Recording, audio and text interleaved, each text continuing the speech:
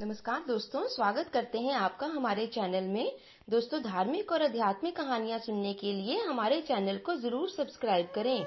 आज की कहानी का नाम है ईश्वर होता ही नहीं है। बहुत समय पहले की बात है। गोपाल नाम के एक गरीब चाय वाले की मुंबई में एक छोटी सी दुकान थी और गोपाल वहीं पास में ही एक झुग्गी में रहता था।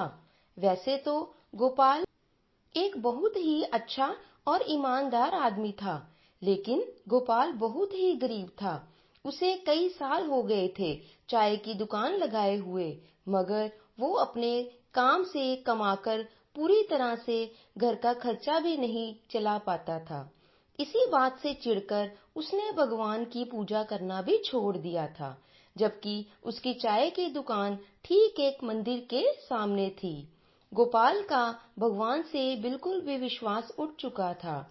गोपाल का एक लड़का और एक लड़की थी जो रोजाना दुकान पर उसकी सहायता करवाने के लिए आते थे, और गोपाल दिल का इतना अच्छा था कि वो रोज ही उसकी दुकान पर आने वाले कुत्ते और बिल्लियों जैसे जानवरों को भी दूध पिलाता था।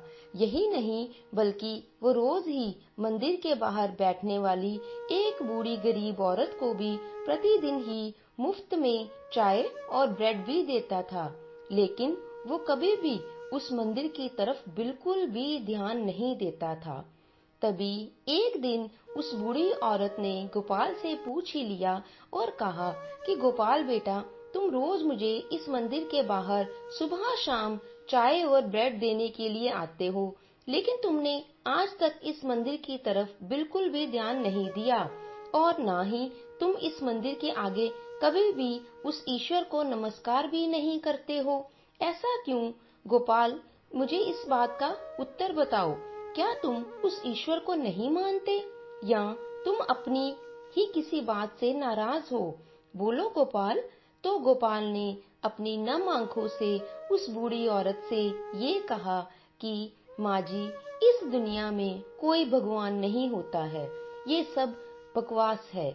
मैं भी पहले भगवान को बहुत ही ज्यादा मानता था और रोज सुबह उनके पूरे मन से पूजा भी किया करता था, लेकिन पता नहीं मेरी पूजा में ऐसी क्या कमी रह गई कि मेरे काम में कोई तरक्की ही नहीं हो पाई।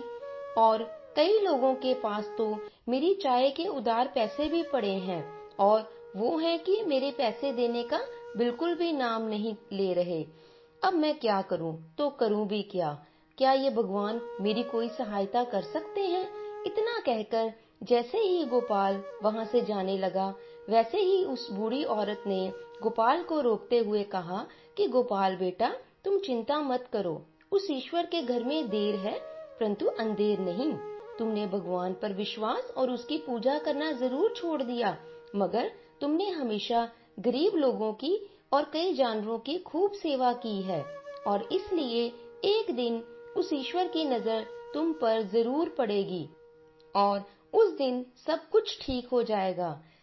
तभी उस गरीब औरत की बात सुनकर भगवान से नाराज होता हुआ गोपाल उनसे कहता है कि माँ जी, पहली बात तो ये है, इस दुनिया में भगवान है ही नहीं, और अगर भगवान है तो मैं उसे तब मानूंगा जब वो मेरी चाय की दुकान को बहुत ही खूब अच्छी तरह से चलवा देंगे और वो उन्हें बंद होने से बचा लेंगे, क्योंकि अगले महीने ही मैं दुकान बंद करके हमेशा हमेशा के लिए अपने गांव जा रहा हूँ, क्योंकि माँ जी, अब मेरे पास काम करने के लिए पैसे भी नहीं बचे हैं, तो फिर अब मैं अपना गुजर बसर कैसे करूँगा? इतना कहकर गोपाल आंखों में आंसू लिए हुए अपनी दुकान की तरफ चला गया। तभी वो बूढ़ी गरीब औरत भी उस चाय वाले के लिए उस मंदिर में प्रार्थना करती हुई कहती है, हे प्रभु, गोपाल एक बहुत ही नेक आदमी है। वो चाहे आपको नहीं मानता, मगर वो हमेशा ही आपके ही चलाए हुए रास्ते पर चलता है। इसलिए प्रभु, उसकी दुकान बंद होने से बचा लीजिए, वरना गोपाल का आपके ऊपर से विश्वास के साथ साथ अपनी मेहनत और खुद की ईमानदारी से भी विश्वास उठ जाएगा।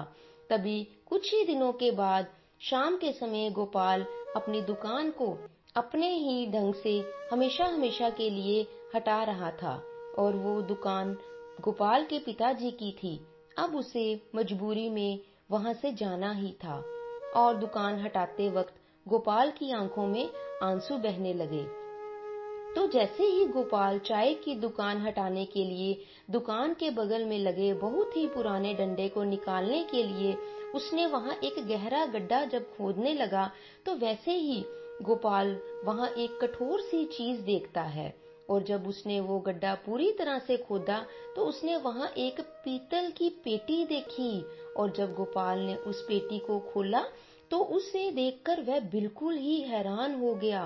उस पेटी में बहुत सारे सोने के सिक्के और जेवर थे। अब गोपाल को अपनी आंखों पर विश्वास ही नहीं हो रहा था, तो उसने जल्दी से वो पेटी एक कपड़े में लपेट ली और अब वो अपने घर की ओर अपनी पत्नी के पास चला गया।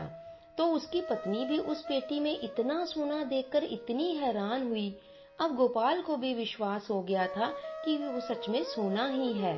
और तभी गोपाल को उस बूढ़ी औरत की सारी बातें याद आ गई जो उसने उससे कही थी। बूढ़ी औरत ने उससे कहा था कि भगवान के घर देर है मगर अंधेर नहीं। और अब गोपाल अपनी पत्नी से कहने लगा और रोने लगा कि ना जाने मैं कब से उस भगवान की निंदा करता हुआ आ रहा हूँ, जबकि आखिरी में उसी ने मेरी सहायता की है।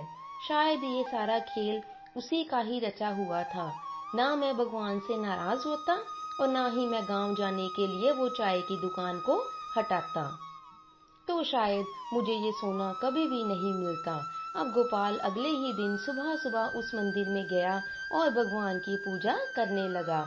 उसने भगवान का बहुत ही शुक्रिया अदा किया और बाद में उसने उस मंदिर में बाहर बैठी हुई उस बूढ़ी औरत, गरीब औरत के पैर छुए। उसने उस बूढ़ी औरत को घर ले जाकर उसी समय सारी बात बता दी और उनसे गोपाल ने कहा कि माँ, आज से आप मेरे इसी घर में ही रहेंगी। अब आपको मंदिर के बाहर बैठने की कोई भी आवश्यकता नहीं है। अब से आप मुझे ही अपना बेटा समझिए। यह सुनकर उस बूढ़ी औरत की आंखों में खुशी के आंसू आ गए। तो बोलो राधे कृष्णा। तो दोस्तों, इस कहानी से हमें यह शिक्षा मिलती है कि हम जल्दबाजी में भगवान की निंदा करनी शुरू कर देते हैं कि भगवान सिर्फ हमारा ही नहीं सोच रहा, दूसरों की सोचता है, जबकि भगवान अपने बच्चों को एक जैसा ही समझता है। वो हमारी परीक्षा लेता है और जब हम उस परीक्षा में पास हो जाते हैं तो भगवान के घर में देर नहीं अंधेर होती है। और कहते हैं ना, भगवान जब देता है तो छप्पर फाड़ कर देता है। राधे कृष्णा कृष्णा कृष्णा राधे राधे। बोलो राधे कृष्णा कृष्णा कृष्णा राधे राधे। जय श्री कृष्णा।